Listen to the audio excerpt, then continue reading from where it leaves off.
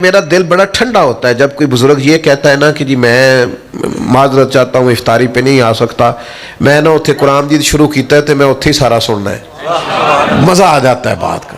یعنی حافظ قرآن کے ہیں، عالم بھی ہیں، قاری بھی ہیں، اب ضرورت ہے قرآن کے عاشقوں کی۔ یہ رکے آتے ہیں نا محفلوں میں کہ فلانی نعت سناؤ، اللہ کرے آپ رکا بھیجا کریں کبھی محفل میں کہ سورۃ رحمان سناؤ، قاری صاحب کو رکا آیا ہو کہ سورہ ملک سنائیں، سورہ ابراہیم کی تلاوت، یہ بھی رک کے بھیجو یہاں تاکہ آپ کو بہترین تلاوتیں سننے کو ملے۔ بہت زبردست کر کے قرآن مجید پڑھنا ہے رمضان میں، ایک سپارہ ترجمے سے آپ پڑھیں پہلے دن میں، رات کو پھر اس کو سنیں۔ آپ ترجمے سے دن میں پڑھ کے رات کو سنیں گے تو آپ کو ذائقہ ہوگا کہ یہ کیا تلاوت ہو رہی ہے، اور ایک ہی جگہ پورا قرآن مجید سنیں۔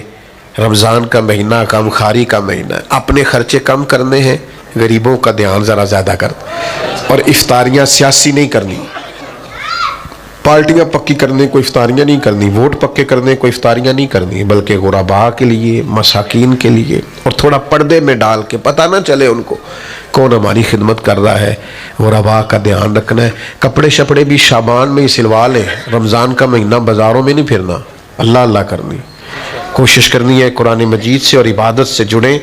ہمارا جمہوری ملک ہے تو پراپوگنڈے بڑے چلتے ہیں، جمہوری ملک میں ہر آدمی کو اجازت ہوتی ہے نا بات کرنے کی، سارے بولتے ہیں، تب کچھ سالوں سے تراویحوں کے خلاف بھی پراپوگنڈا ہے، تو کرتے ہیں لوگ پراپوگنڈا۔ اور خدا کے بندے، تراویح میرے نبی کریم نے پڑھی ہے، جناب عمر نے باقاعدہ پڑھائی ہے، امت کا طریقہ ہے، اس پر اجماع ہے۔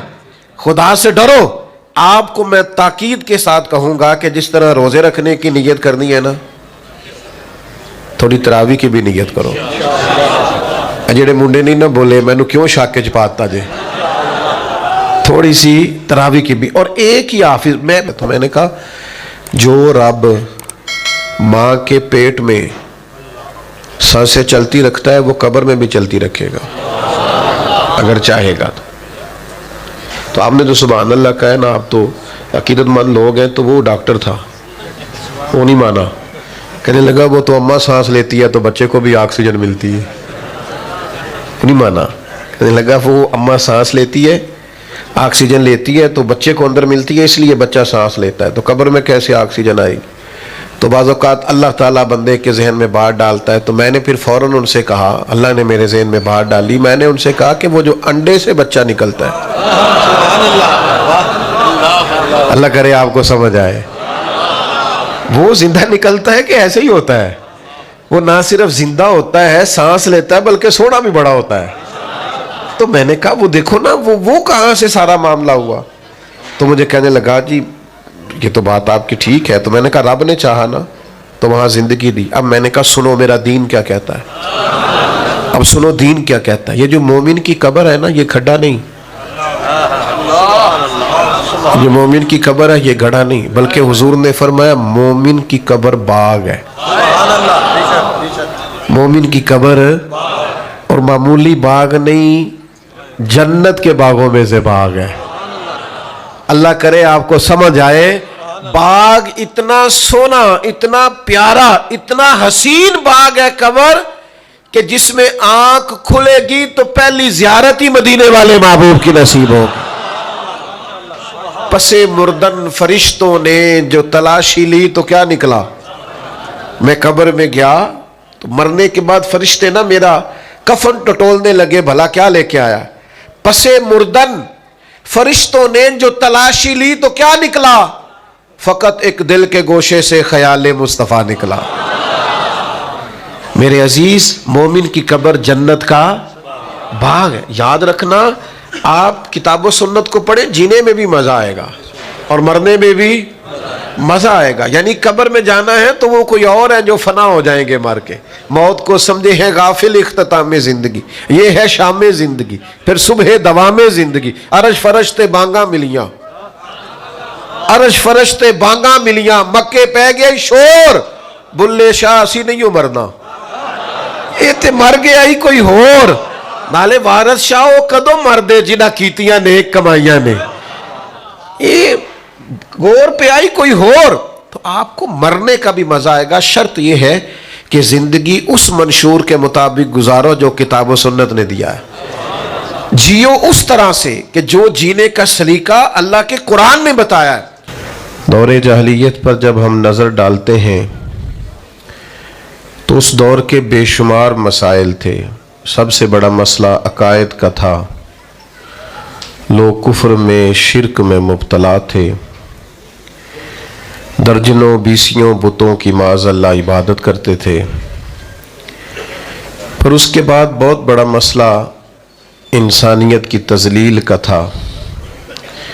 غلاموں کے ساتھ ان کا ظلم، جبر، عورتوں کو اور ان کے حقوق کو اس قدر زیادہ ان کا استحصال کیا جانا، یہ دور جاہلیت کے سارے مسائل تھے۔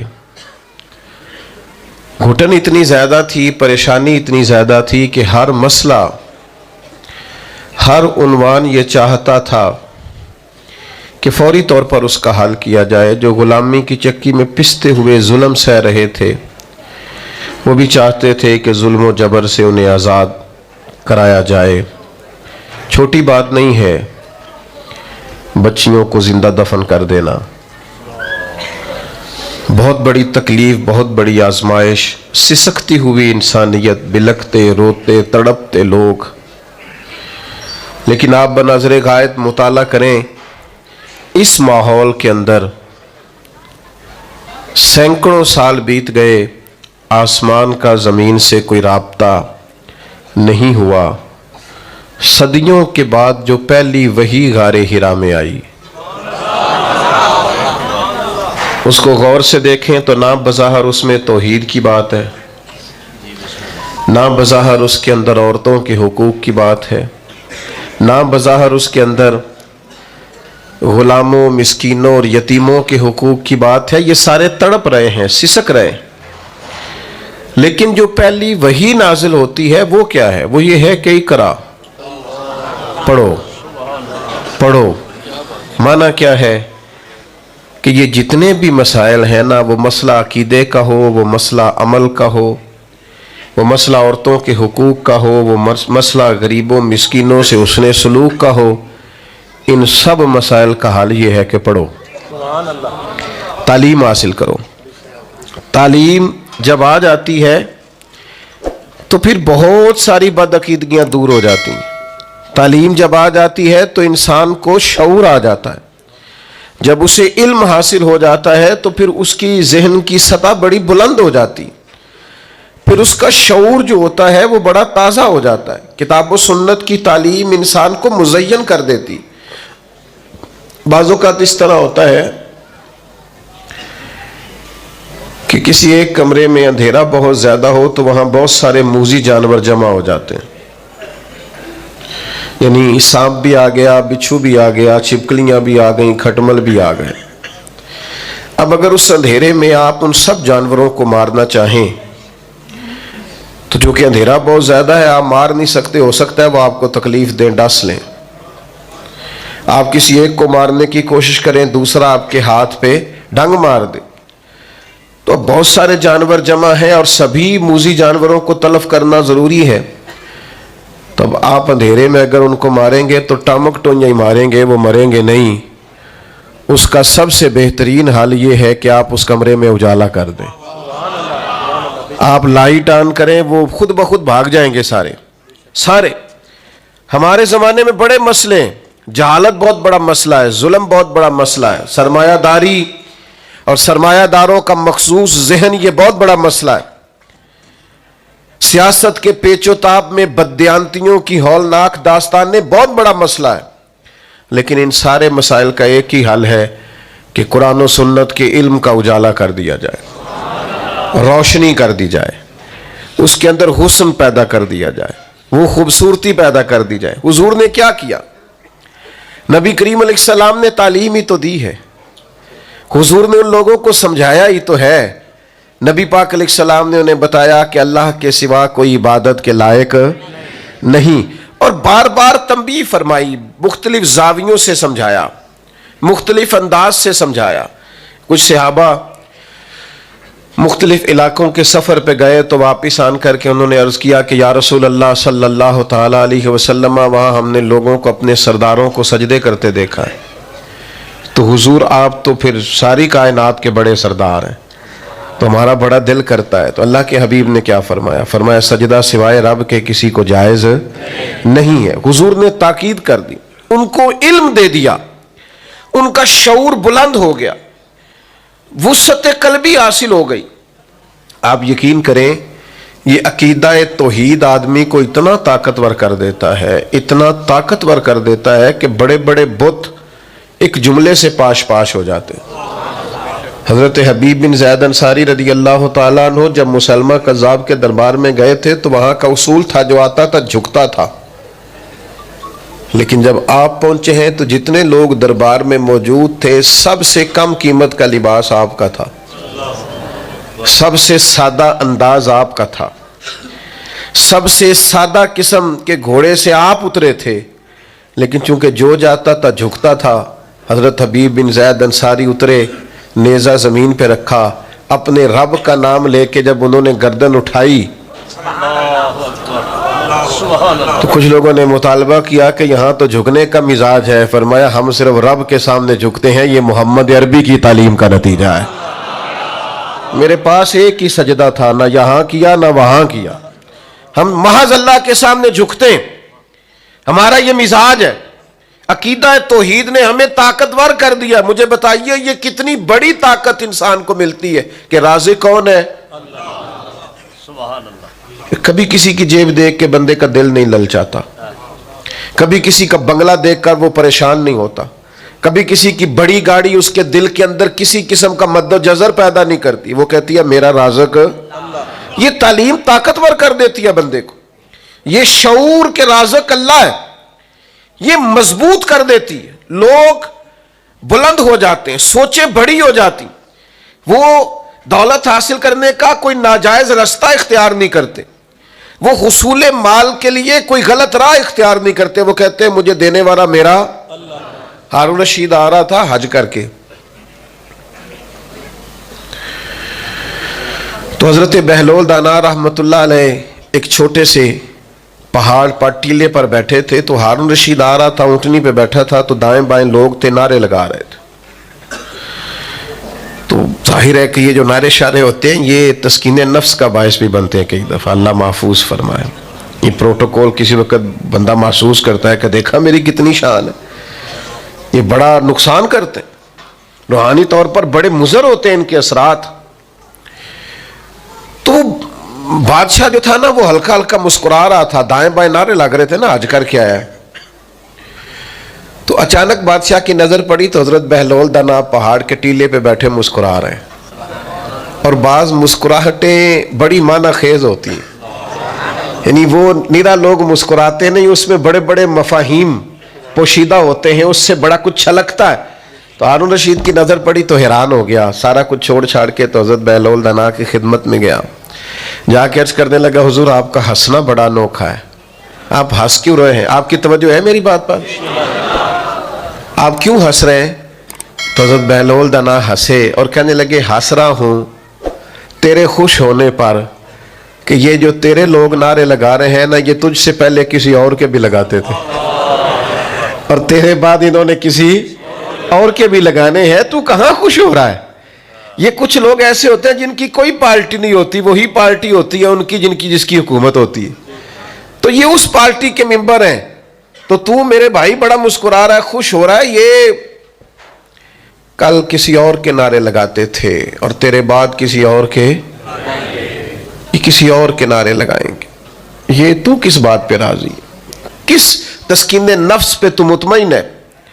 تو چوٹ لگی، ہارون رشید چپ کر گیا۔ پھر بادشاہ تھا نا، بادشاہوں کی گفتگو ایسی ہوتی ہے، کہنے لگا حضرت سنا ہے آپ مقروض ہیں، تو کوئی حکم ہوا تو مجھے بتائیے گا۔ تو حضرت بہلول دانا بڑے غصے سے ہارون رشید سے پوچھنے لگے تیرا رب کون ہے؟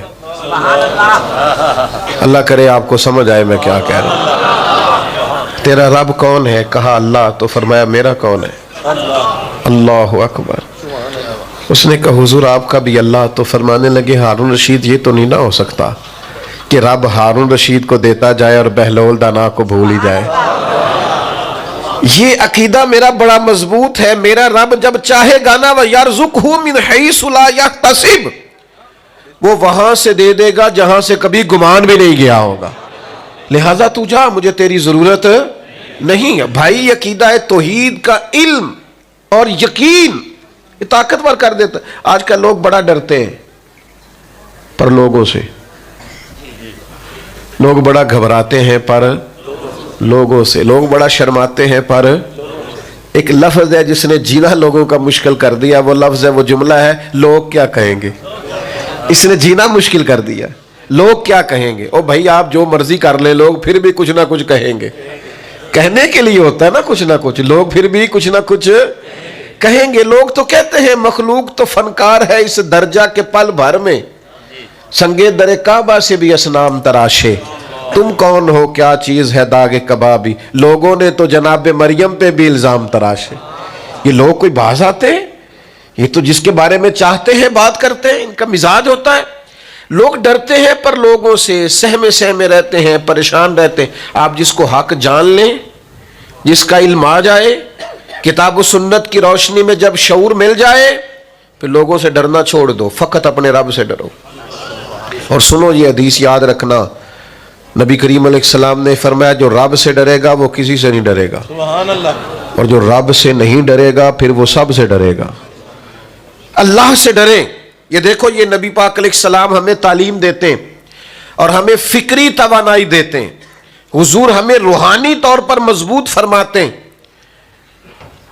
حضرت عبداللہ ابن عباس رضی اللہ تعالیٰ عنہ کو حضور نے فرمایا اے عبداللہ، اے میرے بیٹے، ایک بات یاد رکھنا، ساری دنیا مل کے بھی تیرا کچھ بگاڑنا چاہے، بگاڑ نہیں سکتی جب تک رب کی حکمت نہ ہو. اور فرمایا ساری دنیا مل کے تیرا سنوارنا چاہے، سنوار نہیں سکتی جب تک اللہ کی رضا نہ ہو. تو بھائی ڈرنا کس بات کا، پریشانی کس بات کی، آزمائش کس بات کی. آپ کتاب و سنت کو پڑھیے، عقیدہ توحید مضبوط کر دے گا، طاقتور کر دے گا. آپ کو کبھی کسی جگہ بھی ڈر کے، سہم کے، جھجک کر وقت نہیں گزارنا پڑے. آپ مضبوط افکار کے مالک ہو جائیں گے، آپ کو فکری توانائی ملے گی. شرط یہ ہے کتاب و سنت کو پڑھیں، تعلیم یہاں سے لیں، اللہ رسول کے ارشادات کی روشنی میں اپنے معاملات کو مرتب کریں، طاقتور ہو جائیں گے. میں آج دیکھتا ہوں لوگ تیزی سے ڈپریشن، انزائٹی، ذہنی تناؤ، دباؤ اس کا شکار ہو رہے ہیں. کیوں؟ اس لیے کہ وہ لوگوں سے ڈرتے ہیں، لوگوں کے سامنے مطمئن ہونا چاہتے ہیں، وہ لوگوں کے سامنے اپنی وضاحت دینا چاہتے ہیں. جو آپ سے پیار کرتا ہے اس نے نفرت نہیں کرنی، اور جو ایک دفعہ مخالف ہو گیا نا، آپ جتنی مرضی دلیلیں دیں، پھر آپ کی صحیح بات بھی اس کو صحیح لگتی. اس کا ذہن بن گیا نا، اس نے کرنی مخالفت ہے. آپ کچھ بھی کر لیں، کسی لحاظ سے بھی کر لیں، کسی طور بھی کر لیں، طاقتور ہو جائیں، مضبوط ذہنی بنیادوں پر زندگی کو استوار کریں. آپ طے کریں کہ یہ چیزیں مضبوط ہیں اور میں نے مدد اپنے اللہ سے لینی ہے. آپ محسوس کریں گے بڑا لمبا سفر بھی جلدی طے ہو جائے گا. بڑے دشوار گزار گھاٹیوں سے آپ بڑی جلدی گزرنے لگیں گے، اور جہاں کوئی بھی اپنا نہیں ہوگا وہاں بھی اللہ مدد کرے گا. آپ کو بظاہر محسوس ہوگا کہ یہاں تو میرے لیے بڑا مشکل ہے آگے بڑھنا، لیکن آپ بڑھیں گے، دیکھیں گے اللہ تعالیٰ اسباب بنائے گا. مسلمانوں نے ہجرت مدینہ سے پہلے ایک ہجرت کی تھی جسے ہجرت حبشہ کہا جاتا ہے. اللہ کے پیارے حبیب صلی اللہ تعالیٰ علیہ وسلم نے اجازت دی تھی لوگوں کو کہ حبشہ کی جانب ہجرت کر جاؤ. تو لوگ چلے گئے ہجرت کر کے. حضرت عثمان غنی بھی گئے تھے، حضور کی ایک صاحبزادی جو ان کی اہلیہ تھی وہ بھی گئی تھی، حضرت جعفر طیار بھی گئے تھے، کچھ اور لوگ بھی ہجرت کر کے گئے تھے. حبشہ کے رہنے والے جو لوگ تھے ان کا مذہب عیسائی تھا، لیکن معاذ اللہ ثم معاذ اللہ نقل کفر نہ باشد وہی والا جو آج بعض عیسائیوں کا غلط نظریہ ہے کہ حضرت عیسیٰ علیہ السلام معاذ اللہ اللہ کے بیٹے. تو وہاں یہ لوگ ہجرت کر کے چلے گئے. اب ظاہر ہے کفار مکہ کو تو پسند نہیں آتا تھا کہ مسلمان کسی جگہ بھی آرام اور سکون کے ساتھ عبادت کر سکے، تو انہوں نے ایک وفد تیار کیا جو حبشہ گیا. جا کے پہلے تحفے تحائف دیے بادشاہ کے قریبی لوگوں کو، پھر بادشاہ تک رسائی حاصل کی، پھر اس کو بتایا کہ ہمارے کچھ لوگ آ گئے. حبشہ کا بادشاہ نجاشی بڑا سمجھدار آدمی تھا، بڑا زیرک تھا، باتوں کو بڑی گہرائی سے سمجھنے والا تھا۔ اس نے کہا میں تمہاری رائے سن کے مسلمانوں کو یہاں سے نکالوں گا نہیں، ان کی بھی بات سنوں گا، اور تصویر کے دونوں رخ دیکھنے چاہیے پہلے۔ ہماری پنچایت میں لوگ اس کے سپورٹر ہو جاتے ہیں جو پہلے آ جائے، کہتے ہیں وہ تے آ گیا تینوں تے صدنا پہ ہے، چونکہ وہ مجھے چودھری مان گیا، پہلے آ گیا، لہذا میں اس کے ساتھ ہوں۔ بھائی تو دیکھ تو لے تصویر کا دوسرا رخ، دوسرے کی بات سننے کے بعد آپ کو اندازہ ہوگا کہ اصل معاملہ کیا ہے۔ نجاشی کہنے لگے میں ایسے نہیں بھیج دوں گا، میں بلاؤں گا۔ بلایا، مسلمان آئے، حضرت جعفر طیار رضی اللہ تعالیٰ عنہ اسلام کے پہلے خطیب،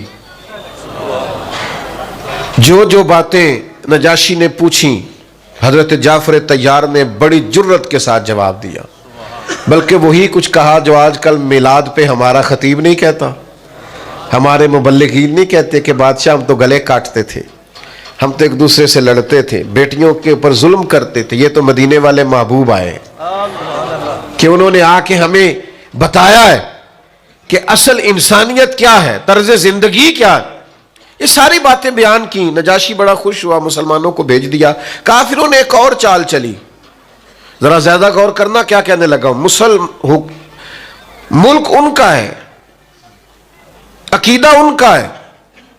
حضرت جعفر طیار رضی اللہ تعالیٰ عنہ غیر کے ملک میں بلایا، جناب جعفر طیار آئے، دوبارہ بلایا۔ سازش کی کفار نے، کہنے لگے آپ کو پتہ ہے یہ حضرت عیسیٰ علیہ السلام کو معاذ اللہ اللہ کا بیٹا نہیں مانتے، پتہ ہے آپ کو؟ اس کو کہتے ہیں مذہبی کارڈ کھیلنا، ایموشنل کرنا، اس کو کہتے ہیں اس طرح کا ماحول بنانا کہ سامنے والا اشتعال میں آئے۔ بلایا حضرت جعفر طیار رضی اللہ تعالیٰ عنہ اور مسلمانوں کے وفد کو بھی پتہ چل گیا کہ اب نئی چال چلی ہے، اب حضرت عیسیٰ کے بارے میں پوچھیں گے۔ کچھ لوگوں نے حضرت جعفر طیار کو مشورہ دیا کہ ذرا حکمت سے بات کریں، فرمانے لگے حکمت کوئی نہیں، عقیدہ عقیدہ ہوتا ہے، عقیدہ عقیدہ ہوتا ہے۔ فرمایا میں وہی کہوں گا جو محمد عربی نے ہمیں بتایا ہے صلی اللہ تعالی علیہ وسلم۔ یہ ڈری ڈری باتیں نہیں، سہمی سہمی باتیں نہیں، کتاب و سنت کی تعلیم طاقتور کر دیتی ہے۔ حضرت جعفر طیار رضی اللہ تعالیٰ عنہ تشریف لائے، دربار میں پہنچے تو حضرت مولا علی کے بھائی، نبی کریم کے چچا زاد حضرت جعفر طیار، کیا دبدبہ ہے، کیا تنتنا ہے، لباس سادہ ہے، لیکن عقیدے نے وہ مضبوطی پیدا کر دی ہے۔ کہا بتائیے آپ کا جناب عیسیٰ کے بارے میں نظریہ کیا ہے؟ تو جب انسان مخلص ہو کے بات کرتا ہے تو اس میں اللہ اثر پیدا کر دیتا ہے۔ لفظ تاثیر سے بنتے ہیں، تلفظ سے نہیں۔ اہل دل آج بھی ہیں اہل زبان سے آگے۔ کچھ لوگ ایسے ہوتے ہیں جو اتنی گہرائی سے بات کرتے ہیں کہ سنا ہے بولے تو باتوں سے پھول جھڑتے ہیں، اگر یہ بات ہے تو چلو بات کر کے دیکھتے ہیں۔ کیا حسن ہے، کیا گفتگو ہے جناب جعفر طیار کی، کیا ولولہ ہے، کیا انداز ہے۔ بادشاہ نے کہا آپ کا عقیدہ جناب عیسیٰ علیہ السلام کے بارے میں کیا ہے؟ تو یہ کتاب و سنت کا شعور انسان کو اس طرح کا طاقتور بناتا ہے۔ حضرت جعفر طیار رضی اللہ تعالیٰ عنہ فرمانے لگے عقیدہ وہی ہے جو اللہ کے قرآن نے بیان کیا ہے اور مدینے والے کے فرمان نے بیان کیا۔ کہا کیا عقیدہ ہے؟ فرمایا ہمارا عقیدہ یہ ہے کہ حضرت عیسیٰ علیہ السلام اللہ کے بندے اور رسول ہیں، جو کنواری پاک مریم کے بطن اقدس سے بغیر باپ کے اللہ کے حکم سے پیدا ہوئے۔ بڑے بڑے مذہبی پیشوا بیٹھے تھے جو سارا دن لوگوں کو بتاتے تھے کہ معاذ اللہ حضرت عیسیٰ اللہ کے بیٹے۔ ایک عجیب سی خاموشی چھا گئی، ایک عجیب سا ماحول بن گیا کہ جو ملک پورے کا عقیدہ یہ تھا، اس میں ایک شخص کی آواز حق گونجی اور یہ رویہ۔ اب بولتا کوئی کیسے؟ سب کا خیال تھا کہ بادشاہ سلامت اس پر تبصرہ کرے، تو بادشاہ نے زمین سے ایک تنکا اٹھایا اور کہنے لگا میں نے بھی تورات پڑھی ہے، میں نے بھی انجیل کا مطالعہ کیا ہے، میں بھی آسمانی کتب کا جاننے والا ہوں، میں نے بھی صحائف دیکھے ہیں۔ کہنے لگا جو حضرت جعفر طیار نے جناب عیسیٰ کے بارے میں کہا ہے، نہ وہ اس سے ایک تنکا زیادہ ہے نہ ایک تنکا کم ہے۔ یہ حق کی فتح، ہمارے ہاں نا آج مصلحت کے نام پر، حکمت کے نام پر، دانائی کے نام پر ہم نے ہر چیز کو ختم کر دیا. ہمارے اندر وہ طاقت ہی نہیں، وہ شعوری پختگی نہیں، وہ مزاج کے اندر ولولہ ہی نہیں، وہ خاص قسم کا جذبہ ہی نہیں، وہ وارفتگی نہیں. ہم سمجھتے نہیں چیزوں کو. میرے عزیز چھوڑ دیں لوگوں سے ڈرنا، طاقتور ہو، ذہنی طور پر مضبوط ہوں. یہ مضبوطی کہاں سے آئے گی؟ عبادت مضبوط کرے گی، مصلی مضبوط کرے گا، اللہ کا ذکر مضبوط کرے گا، درود و سلام مضبوط کرے گا. قرآن مجید پڑھو گے مضبوط ہو جاؤ گے. نبی پاک پر درود پڑھتے جاؤ گے تو چاروں جانب اللہ کی رحمتیں برستی جائیں گی. طاقتور ہو جاؤ گے، مضبوط ہو جاؤ گے، فکری توانائی آئے گی. میں آپ کو ذمہ داری سے بتاتا ہوں، اگر ہمارے بچے قرآن پڑھنے لگیں تو انہیں والدین کا ادب آ جائے، انہیں ادب آئے گا، انہیں پتہ چلے گا کہ رب نے قرآن مجید میں کہا ہے مجھ سے دعا مانگا کرو، رب ارحمہما کما ربیانی صغیرا.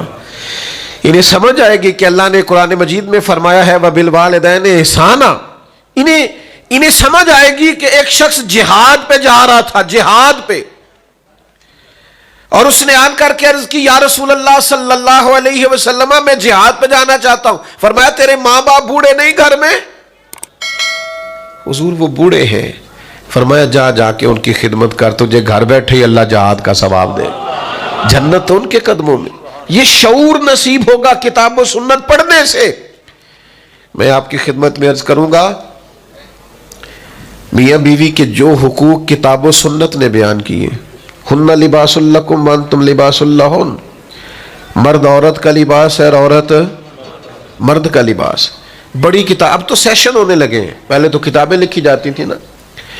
اب تو بعض ممالک کے اندر چونکہ بچے زیادہ تر رہتے ہیں موبائل کے ساتھ وابستہ اور اکیلے کمرے میں، تو تنہائی کا شکار ہے. تو کہتے ہیں شادی سے پہلے انہیں کچھ مہینے کا سیشن ہر روز لینا پڑے گا، کچھ انہیں تھوڑی سی ذہنی طور پر تیار کرنا پڑے گا کہ کسی اور کو بھی برداشت کریں. بہت ساری شادیاں کامیاب نہیں ہوتی. میں کہا کرتا ہوں 20 کتابیں لکھ لو، لیکن قرآن مجید نے جو شعور دیا ہے نا کہ مرد عورت کا لباس ہے، عورت، 3 باتیں مفسرین نے لکھی ہیں اس لباس پر. 3 باتیں. ایک تو فرماتے ہیں کہ گرمی سردی سے لباس بچاتا ہے، اور دوسرا فرماتے ہیں جتنے بھی عیب ہو نا جسم پر لباس کی وجہ سے چھپ جاتے ہیں. اور تیسری بات یہ کہ بندہ جتنا مرضی بھی خوبصورت ہو، کپڑے نہ پہنے ہو تو وہ حسین لگتا، لباس انسان کو سجا دیتا ہے. یہ میاں بیوی کا وہ رشتہ ہے جسے اللہ نے اپنی نشانیوں میں سے نشانی کہا. یہ شعور کتاب و سنت کے بعد آئے گا، یہ اخلاقی اقدار کتاب و سنت کے بعد لوگوں کی سمجھ میں آئیں گے. نبی پاک علیہ الصلوۃ والسلام نے ہمیں مل جل کے رہنے کا کہا ہے. مل جل کے، یعنی اس درجے کی روایت آپ کو دوسری نہیں ملے گی کتب احادیث میں. اس درجے کی روایت دوسری نہیں. یعنی اللہ قیامت میں فرمائے گا میں بیمار تھا تو میری تیمارداری کرنے نہیں آیا، مجھے لباس کی ضرورت تھی تو کپڑے لے کے نہیں آیا، میں نے کھانا کھانا تھا، میں نے پانی پینا تھا. او کما کال، جو اس کی شان کے لائق ہے. بندہ عرض کرے گا مالک تو پہننے سے پاک، کھانے سے پاک، پینے سے پاک. تو رب فرمائے گا وہ جو تیرے پڑوس میں بندہ بھوکا تھا تو بندہ تو میرا ہی تھا نا، وہ جو تیرے پڑوس میں ایک شخص پیاسا تھا تو بندہ تو میرا ہی تھا. میرے عزیز یاد رکھیے گا یہ سارا شعور آپ کو کتاب و سنت سے ملے گا. حضور نے فرمایا میں اسے مومن ہی نہیں مانتا جو پیٹ بھر کے کھائے اور اس کا پڑوسی بھوکا سویا رہے. نبی پاک علیہ السلام نے حقوق کا تعین، آپ دیکھیے نا ایک بڑی خاص بات، میں بڑا سوچتا ہوں اس پر. کچھ لوگ نا حضور کی بارگاہ میں آئے، یہ مشکات شریف میں موجود ہے، اور انہوں نے عرض کی یا رسول اللہ صلی اللہ علیہ وسلم یہ ہمارا بھائی آپ کے پاس بیٹھا رہتا ہے اور ہم کام کاج کرتے ہیں. تو اللہ کے حبیب علیہ السلام نے فرمایا تمہیں جو رزق دیا جاتا ہے اس کی برکت سے دیا جاتا ہے. کچھ غریب بہن بھائیوں کی برکت سے بھی انسان کو رزق ملتا ہے. لیکن لوگ سمجھتے ہیں میں بڑا سمارٹ ہوں، میں نے تیاری بڑی کی ہے، میں نے پڑھا بڑا ہے، میں نے کمایا بڑا ہے، میں محنت بڑی کرتا ہوں. سنگیوں اس کو یاد رکھ لینا اور سمجھ لینا یہ سارا انسانیت کا منشور، دستور، شعور یہ کتاب و سنت کی برکت سے سمجھ میں آئے گا. لیکن شرط یہ ہے کہ اقرا، پہلے پڑھو، کتاب و سنت کو پڑھو، اس کا مطالعہ کرو، اس کی گہرائی میں اترو، تھوڑا سا وقت دو.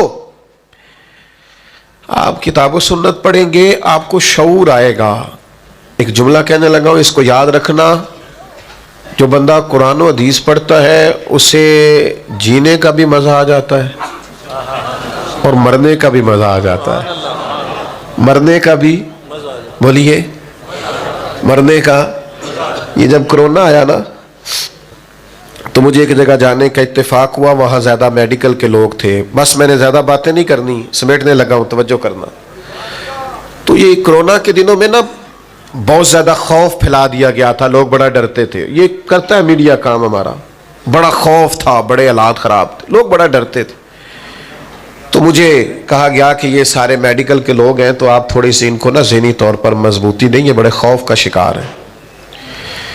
تو میں نے ڈاکٹر صاحب سے کہا، میں نے کہا کہ آپ ڈرتے کیوں ہیں اتنا؟ اللہ مہربان ہے، زندگی موت کا وقت متعین ہے. تو وہ کہنے لگے جی ذرا مجمع زیادہ ہو جائے نا چاروں جانب تو میرا دم گھٹنے لگتا ہے، تو قبر تو بند ہوتی ہے، تو مجھے قبر سے بڑا خوف آتا ہے. تو میں نے کہا خوف آنے سے کہ آپ قبر سے بچ جائیں گے، جانا تو پڑے گا. کہنے لگے جی بڑا ڈر بڑا آتا ہے، میں کانپتا ہوں تصور کر کے.